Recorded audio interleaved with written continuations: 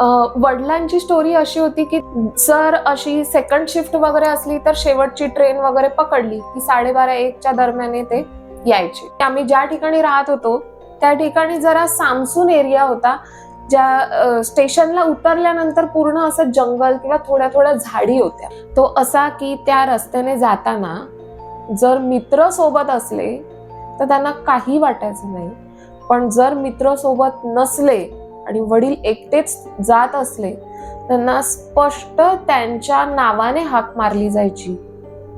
ए भगवान येऊ का, ए भगवान मी येऊ का. आणि वडिलांना अंगावरती लिटरली काटा यायचा. माझे जे गुरुबंधू आहेत त्यांची स्टोरी आहे ती. घरी येण्यासाठी साधारण त्याला तो 12-12:30 निघाला आणि येताना त्याला हायवेवरती एक लेडीज दिसली. त्याने जस्ट बाईक थांबवली, नुसतंच तिच्याकडे न बघता बोलला की तुम्हाला कुठे जायचंय का, मला कुठे सोडू का. अशी ती बाई त्याला म्हणाली हो जर सोडलं तर बरं होईल. त्याने बसवली तिला आणि बाईक कंटिन्यू चालू राहिली. स्मशानभूमी आली तशी ती म्हणाली थांबा थांबा इकडेच थांबा, आणि तो थांबला तिकडे. त्याने विचारलं तुम्ही इथे का थांबताय. नाही हीच माझी जागा आहे.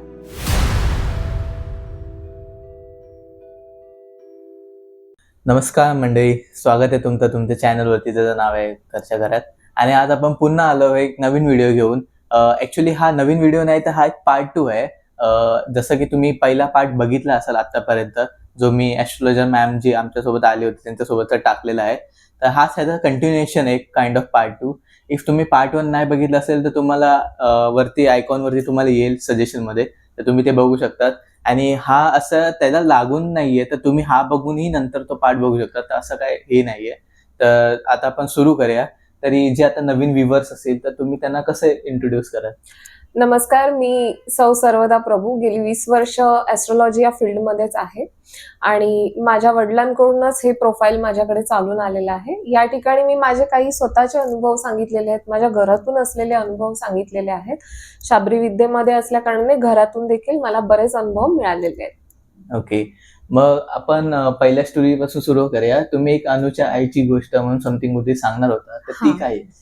आता ही जी गोष्ट आहे ती थोडीशी माझ्या सासूबाईंच्या इथली आहे. म्हणजे माझ्या सासूबाईंचं जे माहेर आहे त्या ठिकाणी, मी आता गावाचं नाव नाही सांगत आहे, पण त्या ठिकाणी एक मुलगा होता लहान. तर तो मुलगा, त्याची आई वारली होती. लहान असताना अगदी जन्म दिल्या दिल्या त्या आईचा मृत्यू झाला होता. त्यामुळे तिच्या बऱ्याच इच्छा अपूर्ण राहिल्या होत्या. मुलाला खेळवणं, न्हायला घालणं, सर्व गोष्टी राहून गेल्या होत्या. आणि त्या गावामध्ये असं झालं होतं की ती सगळ्यांना दिसायची. त्या मुलाचं नाव अनु ठेवलं होतं आणि त्याची आई सर्वांना दिसायची. पण ती अशा पद्धतीने दिसायची की गावाची येण्या जाण्याची जी वेश असते, प्रत्येक गावाला एक वेस असते, त्या वेशीवरती पण बसून राहायची. आणि ती अशा स्थितीत बसायची की तिचे पाय प्रचंड लांब एखाद्या रस्त्याप्रमाणे सोडलेले असायचे. इतके तिचे लांब पाय असायचे की लोकांना तिथून जायला यायलाच रस्ता बंद व्हायचा. त्यामुळे लोक सहसा संध्याकाळी 6:30-7 वाजल्याच्या नंतर बाहेर पडायची नाही, अशी दहशत झाली होती त्या गावामध्ये. बेसिकली ज्या वेळेला तो मुलगा लहान इकडे तिकडे भटकायचा, कारण त्याचे वडील त्यांनी काहीतरी दुसरं लग्न केलं होतं असं मी ऐकलं, आणि त्यामुळे ह्या मुलाकडे कोणी फारसं लक्ष द्यायचं नाही. मग त्याच्या पोटा पाण्यासाठी, त्याला भूक लागली म्हणून तो इकडे तिकडे लोकांच्या घरी जायचा. आणि त्या ठिकाणी बऱ्याच लोकांनी त्याला जवळ केलं, आपलंसं केलं, पण त्याच्याकडनं कामं सुद्धा करून घेतली. म्हणजे बेसिकली लोक त्याच्याकडनं कामही करून घ्यायचे आणि त्याला काहीतरी खायला प्यायला द्यायचे कामाच्या मोबदल्यात. अशा पद्धतीचा त्याचा उदरनिर्वाह चालू होता. आणि संध्याकाळ झाली, 7:30-7:30 व्हायला लागले की त्याची आई त्याला आवाज द्यायची आणि त्याला सांगायची की तू आता घरी जा. त्याला आवाज आला की तो सैरभैर वागायचा आणि तिथले लोक त्याला विचारायचे अरे तू असं का करतोय. तर तो सगळ्यांना सांगायचा मला माझी आई बोलवतीये. आणि काही लोकांना तर तो स्पष्ट आवाज ऐकू सुद्धा गेलेला आहे की अनु चल घराकडे आता. संध्याकाळ होत आली, रात्र होती, असा स्पष्ट काही लोकांनी, गावकऱ्यांनी सुद्धा आवाज ऐकलेला आहे. म्हणजे या ठिकाणी त्याला बोलवलं जायचं किंवा सांगितलं जायचं की तू आता घरी जा, पण हे फक्त त्याच्यासाठी असायचं. ती त्याला सोडायची घरी, आणि ज्यावेळी इतर लोक काही जायला वगैरे निघायची त्यावेळी ती पूर्ण रस्त्यामध्ये तिचे पाय इतके लांब, म्हणजे नॉर्मल माणसाचे आपले किती पाय असतात, हे काही एकदम उंच वगैरे असेल तर थोडेफार लांब असू शकतात, पण इतके लांब असायचे की एखादा सरळ रस्ता जितका लांब असू शकतो तितके तिचे पाय लांब असायचे. पूर्ण रस्त्यावर पसरलेले पाय असायचे. त्यामुळे लोकांना इतकी दहशत बसलेली की बाहेर निघायचं झालं की रस्ता दिसणार नाही, त्या बाईचे पाय पहिले दिसतील. त्यामुळे रात्री कोणीही बाहेर निघायचं नाही. आणि हे असं कितीतरी महिने सुरू होतं. नंतर गावकऱ्यांनी बंदोबस्त करून काही गोष्टी आटोक्यात आणल्या, आणि हा बंदोबस्त त्या मुलाच्या हातून करून घेतला, त्यामुळे त्या गोष्टी आटोक्यात आल्या. नाहीतर सिच्युएशन हीच होती, घराबाहेर रात्री पडलं 8-1 वाजता की रस्ता नाही, बाईचे पाय दिसायचे. बापरे, हे स्टोरी ऐकूनच खूप वेळ झाला की असं एक्सपिरियन्स करणं आणि ते इमॅजिन करणं की असे तिचे पाय दिसत असतील एवढे मोठे, तर कसं वाटत असेल.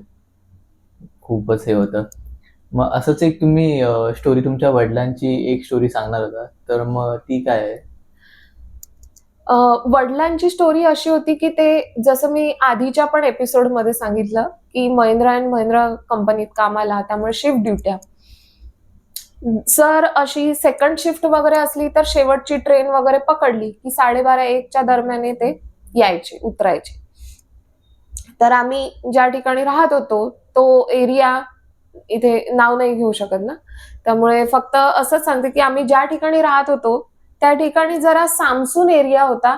ज्या स्टेशनला उतरल्यानंतर पूर्ण असं जंगल किंवा थोड्या थोड्या झाडी होत्या, आणि तिथून जायचं. गर्दी असायची जी ट्रेनची असायची नॉमिनल.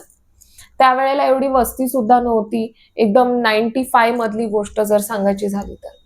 आणि अशा प्रकारे वडील निघताना किंवा येताना त्यांना 2-3 वेळा एकच अनुभव आला.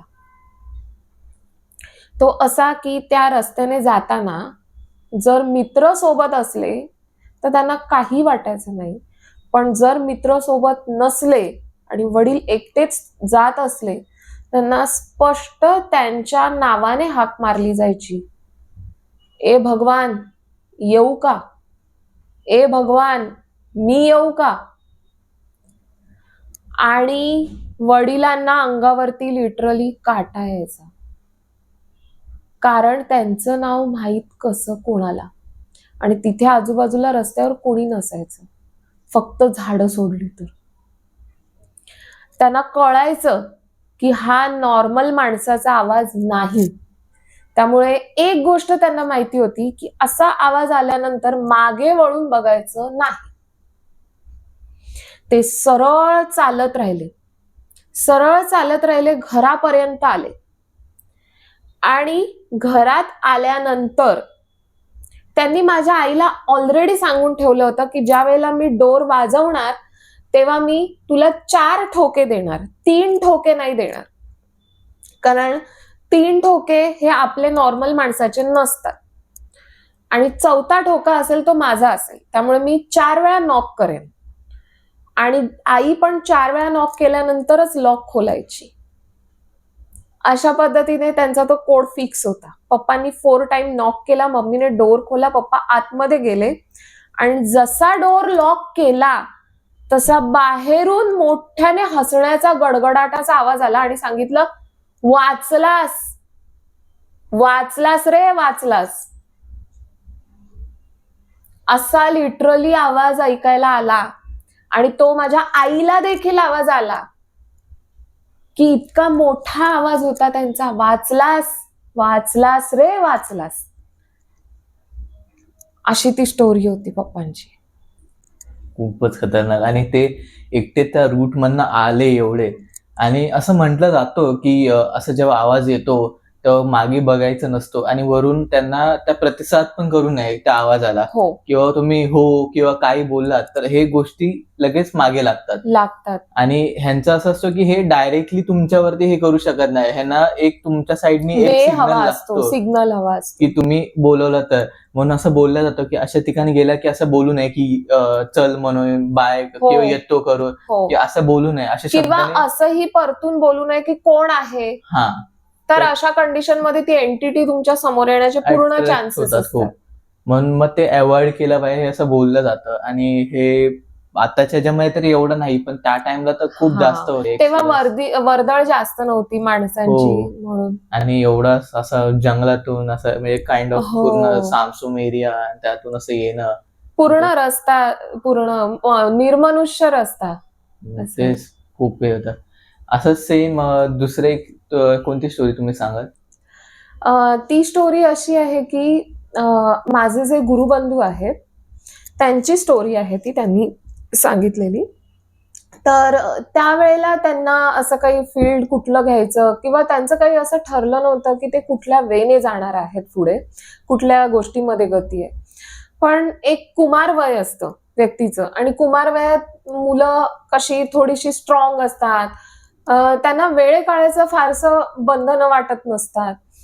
तर तो एकदम मित्रांच्या गप्पामध्ये इतका रंगला होता की त्याला घरी परतायला उशीर झाला. राहणं त्याचं नाशिकला होतं.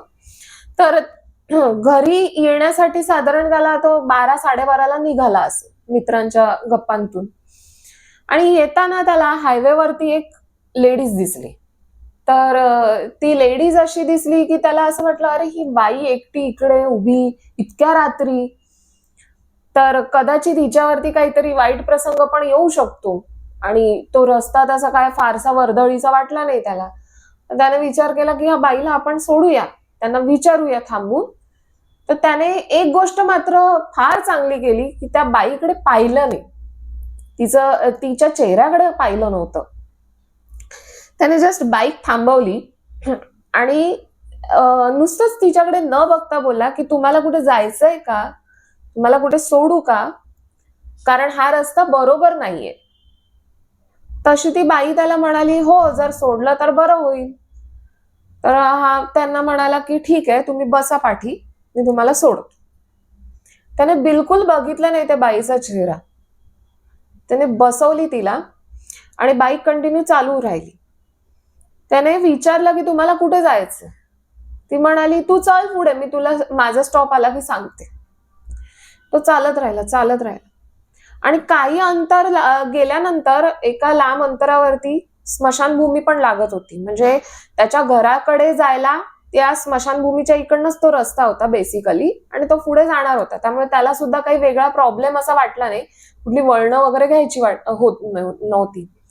त्यामुळे तो थांबला तिकडे. स्मशानभूमी आली तशी ती म्हणाली थांबा इकडेच थांबा, आणि तो थांबला तिकडे. त्याने विचारलं तुम्ही इथे का थांबताय. नाही, हीच माझी जागा आहे. अशी ती बोलल्यावरती त्याला थोडंसं काहीतरी काळबेरं असल्याचं जाणवलं. कारण स्मशानभूमी ही एका नॉर्मल व्यक्तीची जागा असू शकत नाही. तरी सुद्धा त्याने धाडस करून तिच्याकडे बघण्याचं तेवढं धाडस केलं नाही. तशीच बाईक चालू ठेवली आणि तिला सांगितलं बरं हरकत नाही, तुम्ही तुमच्या घरी जा, मी माझ्या घरी जातो. असं म्हणून त्याने जी बाईकला स्पीड लावली ती थेट आपल्या घराकडे गेला. पण त्याला मात्र त्या गोष्टीचा 2 दिवस ताप होता.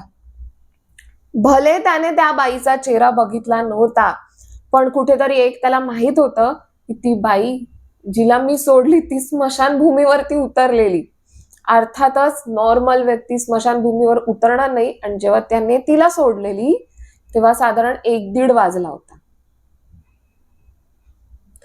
आणि अशा प्रकारे त्याला तो 2 दिवस ताप राहिला. नॉर्मल झाला तेव्हा त्याला कळलं की त्या रस्त्यावरती ती बाई नेहमी फिरते आणि ती रात्रीचीच फिरते. पण जर त्याने तिला बघितली असती तर तिने नक्कीच त्याला आपलं विचित्र रूप दाखवलं असतं किंवा त्याचं काहीही झालं असतं. ते एक टाइम ते वाचल्यासारखंच झालं, तो पण ते वाचला. बघितलं नाही म्हणून. मग एक तुम्ही तुमच्या आईची पण स्टोरी सांगितली होती की असं काय घडलेलं, तर ते काय आहे? हा, ती स्टोरी अशी आहे की माझी आई ही तिची आई वारल्यामुळे ती गावी गेली होती. त्या ड्युरेशन मध्ये माझे एक्झाम्स चालू होते 10वीचे, आणि 10वी बोर्डचे एक्झाम असल्या कारणाने मला काही जाता आलं नाही आई बरोबर. सो मी आणि माझे पप्पा आम्ही घरी थांबलो आणि माझी आई एकटी गावी गेली. तिथले सगळे गोष्टी पूर्ण करून मग जेव्हा ती परत एकटी येत होती तेव्हा ती जनरली असे बसेस वगैरे असतात, ट्रॅव्हल बसेस, त्याने येत होती. आल्यानंतर ती त्या ठिकाणी आमच्या स्पॉटवरती उतरली. पण साधारण तिची बस ज्या वेळेला आली तो वेळ होता रात्रीचा 2 ते 2:30चा. ती थोडीशी घाबरली होती कारण रात्री 2-2:30 वाजता रस्त्यावरती कुणीच नव्हतं.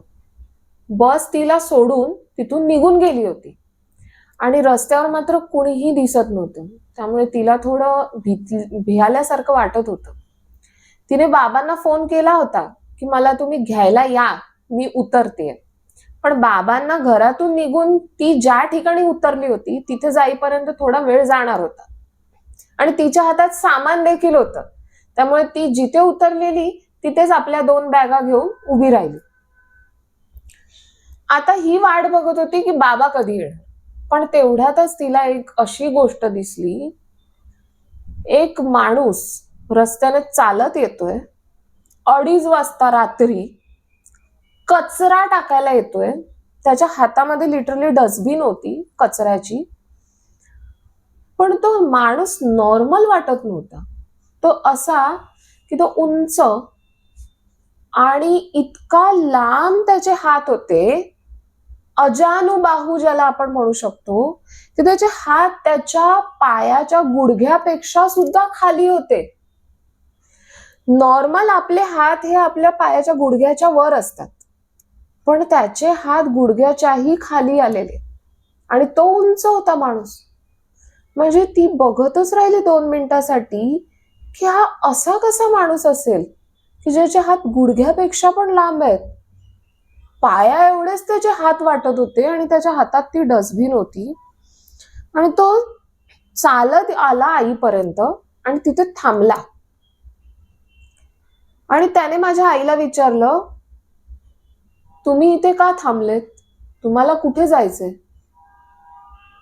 तर आता काय करणार त्यांनी विचारल्यावरती आईने सहज म्हणून सांगितलं, माझी बस या वेळेत आली म्हणून मला इथे उतरावं लागलं, मला माझ्या घरी जायचंय, मी माझ्या मिस्टरांना बोलवलंय म्हणून मी वाट बघते.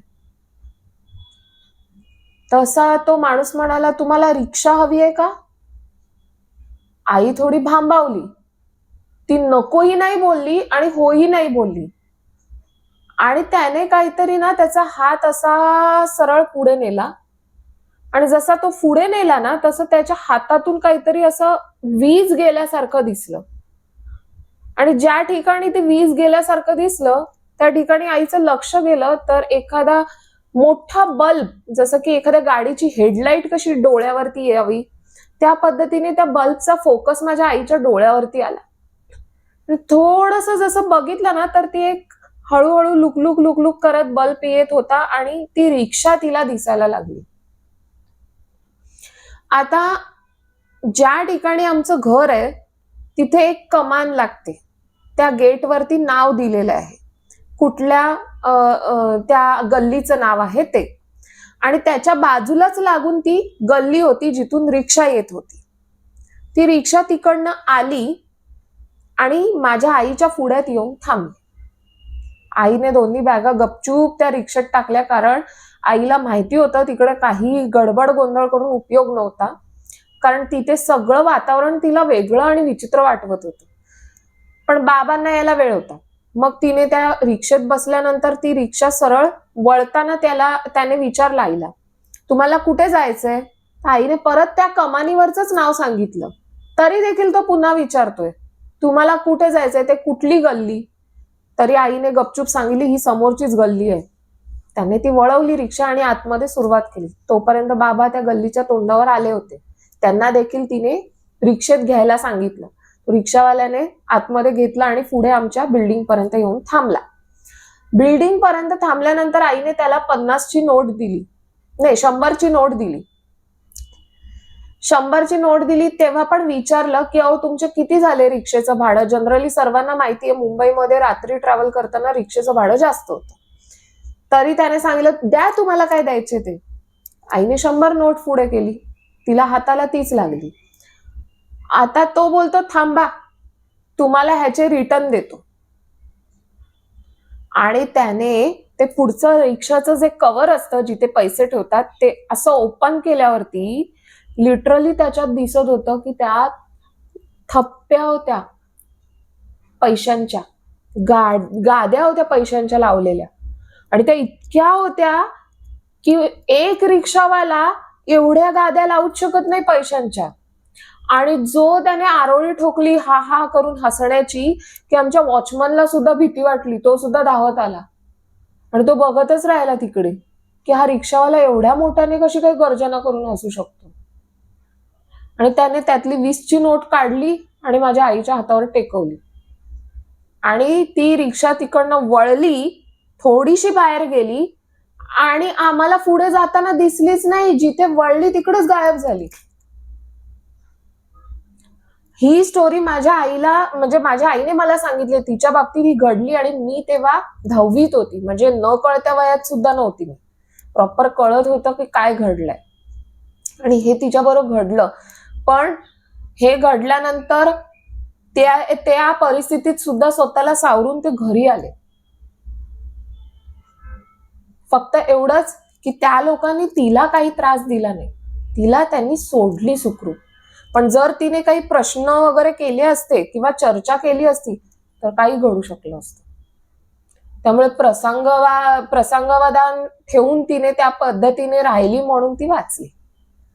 पण ते एक्झॅक्टली मग काय होतं की ते कोण होतं रिक्षाचं? असं म्हणतात की तिकडे रिक्षा ज्या ठिकाणी आलेली त्या ठिकाणी त्या रोडला बरेच ऍक्सिडेंट्स व्हायचे. त्या ऍक्सिडेंट्स मधलाच कोणीतरी असावा असं लोकांचं म्हणणं आहे. आणि एक क्षेत्रपाल असतो ज्याला आपण म्हणतो की त्या एरियाचं रक्षण करणं किंवा कोतवालगिरी करणं ही त्याच्यावरती असतं. तर जे अजानुबाहू रूप होतं ज्या माणसाचं तो कदाचित तिथला कोतवाल असू शकतो ज्याने ही रिक्षा बोलावली. तेच कारण त्यांनी ते थांबल्यानंतर पण तिकडे त्याला विचारलं की कुठे जायचंय, इकडे काय करतात तुम्ही. आणि मग ते समजल्यानंतर ते रिक्षा दाखवणं आणि त्याच टाइमला ती रिक्षा पण येणं एकदम. आणि हे ऑर्डर वाईज झालं. म्हणजे त्याने बोर्ड दाखवावं आणि तिकडनंच ती रिक्षा नेमकी यावी. हे ऑर्डर दिल्यासारखं झालं होतं. तेच सही होती स्टोरी. मग तशीच एक स्टोरी, एक मामीची पण एक स्टोरी तू सांग. हो हो हो. ती मामीची स्टोरी अशी आहे की आमचं गाव देवगड. आता त्या ठिकाणी बऱ्याच लोकांना म्हटल्याला आवडतं की कोकणामध्ये सर्वांनाच माहितीये की कसं आहे कोकणामध्ये जास्त करून भूतांचे वगैरे प्रकार घडतात. आता ही स्टोरी अशी आहे की माझी मामी संध्याकाळची तिला आहे ना सवय होती की एखादा फेरफटका मारून यायचा. आणि तिला फार आवडायचं. म्हणजे प्रत्येक लेडीजना आवडतं डोक्यात फुलं माळणं, गजरा घालणं. तर त्या पद्धतीने तिने त्या दिवशी गजरा माळला होता आणि मस्तपैकी फेरफटका मारायला म्हणून ती ऍज युज्युअल निघाली. तरी माझी आजी म्हणजे माझ्या आईची आई तिला सांगत होती की तू असं काही घालून वगैरे फिरत जाऊ नको. पण तिने फारसं तेव्हा लक्ष दिलं नाही किंवा तिच्या तेवढं मनात आलं नसेल. तर ती निघाली आणि घरी येताना तिला थोडासा उशीर झाला. कारण तिला तिची एक मैत्रीण भेटली आणि तिच्याबरोबर गप्पा मारत मारत ती घरी येत होती. आणि उशीर झाला तर असं झालं की ज्या ठिकाणून ती येत होती फारसं घरापासून अंतर नव्हतं. पण तिला आवाज यायला लागला की मला तो गजरा दे. तिने पाठी वळून बघितलं, पाठीमागे कोणीच नव्हतं. तिच्या मैत्रिणीला आवाज आला नाही. कारण तिने मैत्रिणीला विचारलं तू काही ऐकलंस का. ती म्हणाली नाही मला काहीच ऐकायला आलं नाही, आपण जाऊया घरी चल. तरी तिला घरापर्यंत आवाज येत होता तू गजरा दे, तू मला गजरा दे. आणि ती कंटिन्युअस मैत्रिणीशी न बोलता त्या सोलला रिप्लाय करायला लागली की मी नाही देणार नाही देणार नाही देणार असं करतच ती घरापर्यंत आली. तिची मैत्रीण सुद्धा एकदम आश्चर्यचकित झाली की तिला कळलं नाही ही अशी अचानक वेगळी का वागते. तरी ती काही बोलली नाही. ती तिच्या घरी निघून गेली आणि जशी मामी माझ्या मामांसमोर आली तर मामांना पण थोडंसं वेगळं वाटलं. तिचं राहणीमान बदलल्यासारखं. अधूनमधून अशी बोलायची, मी नाही देणार, मी नाही देणार. मग हळूहळू घरातल्यांच्या लक्षात यायला लागलं की हिला काहीतरी त्रास झालाय, बाधा झाली असणार. जेव्हा चौकशी वगैरे केली मामांनी तेव्हा कळलं की ती ज्या रस्त्याने येत होती त्या रस्त्यावरती जे झाड आहे त्या झाडावरती एका सवाष्णी बाईला स्थान दिलं होतं गावातल्यांनी. आणि हे तिला माहित नव्हतं की तिला गजरा वगैरे हवाय तर तिने पाठच्या पाठी तो गजरा टाकून द्यायला हवा होता. पण तिला गजऱ्याच्या लोभामुळे ती त्याच्यातच गुरफटून राहिली आणि ती त्या सोलला सतत सांगत राहिली की मी नाही देणार, मी नाही देणार. आणि तिला नंतर इतका ताप वगैरे भरलेला की घरामध्ये ती वेड्यासारखं वागू लागली. मग शेवटी सर्व ओटी, सर्व चुडा वगैरे जो असतो सवाष्णीचा, कुंकू, ह्या सर्व गोष्टी एकत्रित करून सुगंधी फुलं आणि गजरा ह्या सगळ्या घेऊन गेले. तिच्या हातून त्या झाडाकडे ठेवल्या गेल्या आणि त्याच्यानंतर मग दुसऱ्या तिसऱ्या दिवसापासून ही नॉर्मल झाली. म्हणजे जर नाही म्हटलं तरी पण गोष्टी असतात आणि जर आपण दुर्लक्ष केलं तर आपल्याला त्याचा त्रास देखील होऊ शकतो. ते तर आहे. आणि त्याने त्या मामीनी पण असं इंटेन्शनली तर काय केलं नाही. नाही. यासाठी असं होतं की तिला द्यायचं नव्हतं म्हणून तिने ते नाही बोलत होते. हा, पण ते एवढा पुढे एक्सटेंड पर्यंत त्या गोष्टी जाणवतं हे तिला आयडिया Idea नव्हती. दिलंच असतं लगेच त्यावेळेस. हे असं असतो की कारण रस्त्यातून तिला जाताना- असा विश्वास नव्हता की काही एंटिटी तिच्याकडे मागेल असं तिचं म्हणणं होतं. जेव्हा तिला विचारलं गेलं की तू का नाही दिलास तर म्हणाली मला वाटलं की कोणीतरी मस्करी करतंय म्हणून ती नाही देणार नाही देणार करत गेली. पण ह्या गोष्टीनंतर तिला खूप त्यानंतर त्रासदायक ठरल्या. त्यानंतर त्या त्रास खूप जास्त झाला. तरी आत्ताच्या खूप साऱ्या आपण स्टोऱ्या घेतल्यात आणि खूप साऱ्या चांगल्या वाटल्या आणि लाईक खूप थ्रिलिंग होत्या स्टोऱ्या. आणि पार्ट 1 जसं होता त्यापेक्षा पार्ट 2 तर आणखी जास्त बेस्ट स्टोरी सोबत आहे. नक्की. आणि आता तसं मग आपला टाइम अप होत आलाय तर आपण एक लास्ट स्टोरी घेऊया हो आणि नक्की. मग हा एपिसोड एंड करूया. हो मग चालेल. एक लास्ट स्टोरी जी आजी सोबतची होती ती घेऊया आपण. हा, ही स्टोरी माझ्या स्वतःच्या आजीची आहे, म्हणजे माझ्या वडिलांच्या आईची आहे. तेव्हा मी लहान होती, अगदी साधारण 1-1.5 वर्षाची पण नसेल. आणि माझी आजी ही माझ्या त्यावेळेला काकांकडे राहत होती बोरिवलीला. आता विषय असा झाला की माझी आजी गेल्याचं माझ्या वडिलांना पत्र मिळालं. त्यावेळेला पत्र जास्त चालायची. पत्र मिळाल्यानंतर माझे वडील लगोलग गेले. त्या स्थानावरती गेल्यानंतर ज्या क्रियाविधी होणार होत्या त्यासाठी त्यांना उशीर होणार होता. त्यामुळे घरात मी आणि माझी आई आम्ही दोघीच होतो. आई मला आंघोळ वगैरे घालत होती आणि बाहेर माझा मामा आला. आईने दार उघडलं, बघितलं माझा मामा आलेला गावावरून. गावावरून म्हणजे फार लांबून प्रवास करून आला होता. त्याला तिने घरात घेतलं आणि दार लावलं. जसा मामाने बघितलं की आई माझी दार लावतेय त्याने माझ्या आईला प्रश्न केला, अगं तू दार का लावतेयस? आई म्हणाली, अरे असं काय करतो, दार नको का लावायला? अगं तिची आजी बसली आहे ना बाहेर. आई घाबरली, कोण? अगं अशी काय करते, तुझी सासू बसली आहे ना बाहेर. आता हे माझ्या मामाला माहित नव्हतं की माझी आजी वारली आहे. तो सहज भेटायला आलेला आणि गावावरून आलेला. आता हे सांगायचं कसं याला? म्हणून आई काहीच बोलली नाही. तरी पण आईने दार अगदी कडी गच्च करून लावली. कारण हे ऐकल्यावरती तिच्या पायाखालची जमीन सरकली होती. तिने आधी श्वास घेतला, त्याला पाणी वगैरे दिलं, सांगितलं तू नक्की कोणाबद्दल बोलतोयस? कारण आमच्या शेजारी पण एक आजी होत्या, तर तिला वाटलं कदाचित त्याला बास झाला असेल. तिने परत खात्री करायचा प्रयत्न केला, कोणाबद्दल बोलतोयस?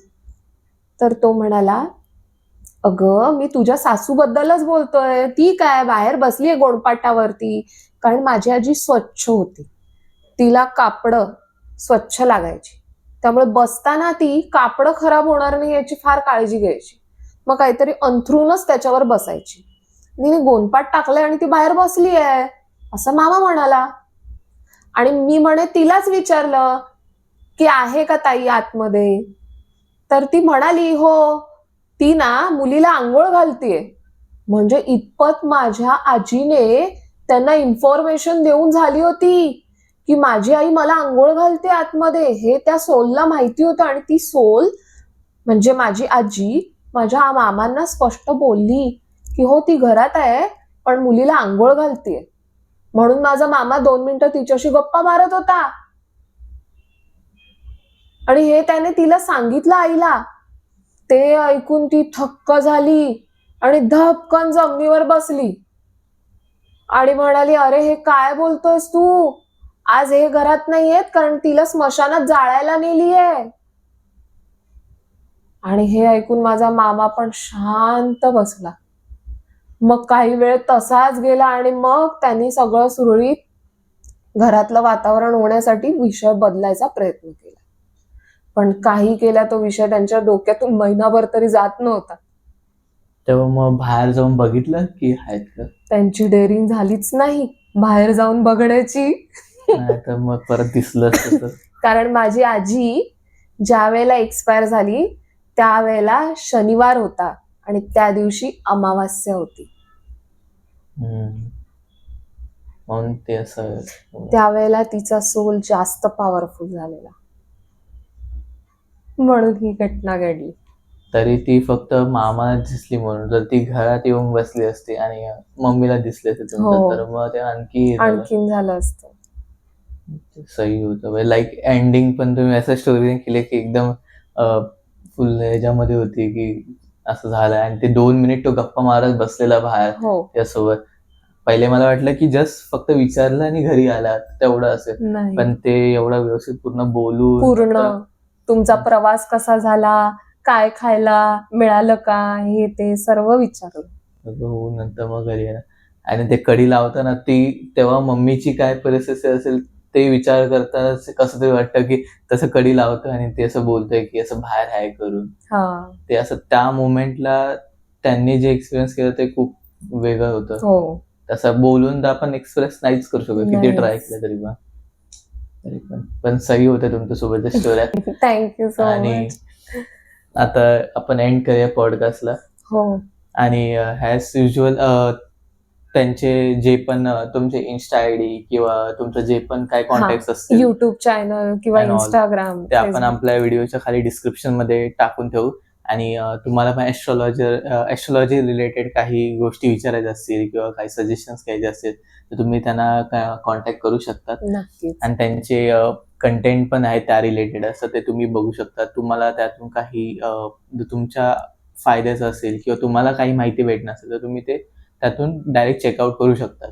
तर मी डिस्क्रिप्शनमध्ये सगळे लिंक्स अँड ऑल सगळं टाकून देईल, तुम्ही त्यात जाऊन बघू शकता. तुम्हालाही जर ह्या पॉडकास्टवरती यायचं असेल आणि तुम्हाला तुमचे एक्सपिरियन्स, तुमचे स्टोरीज शेअर करायचे असतील तर डिस्क्रिप्शनमध्ये मी गुगल फॉर्म दिला आहे आणि तुमच्या आम्ही स्टोरी ऐकू आणि तुमच्याशी कॉन्टॅक्ट करू. आणि आवडल्या तर नक्की तुम्हाला पण एक चान्स भेटेल की इकडे येऊन तुमची स्टोरीज सांगायचा, जसं आज यांना दिला होता मी. आणि त्यांनी जे स्टोरीज सांगितल्या ते ऐकून तर खूपच सही वाटले आहेत. आणि असंच जर तुमचा आणखी सपोर्ट आला तर असं की दुसरे पार्ट्स पण आम्ही आणू, कारण ह्यांच्याकडे खूप पर्सनल स्टोरीज आहेत. आणि ॲज दे ॲस्ट्रॉलॉजी रिलेटेड पण तुम्हाला काही क्वेश्चन्स असतील तर आपण तशा रिलेटेड पण एक व्हिडिओ बनवू शकतो जे तुमचे डाऊट्स अँड ऑल सगळं क्लिअर करतील. तर होप सो तुम्हाला आवडला असेल व्हिडिओ तर या व्हिडिओलाही लाईक करा, शेअर करा, सबस्क्राईब करा. आणि असंच आपण नवीन नवीन कंटेंट घेऊन येऊ आणि आपण भेटू आता पुन्हा नेक्स्ट व्हिडिओमध्ये. तोपर्यंत आता बाय बाय.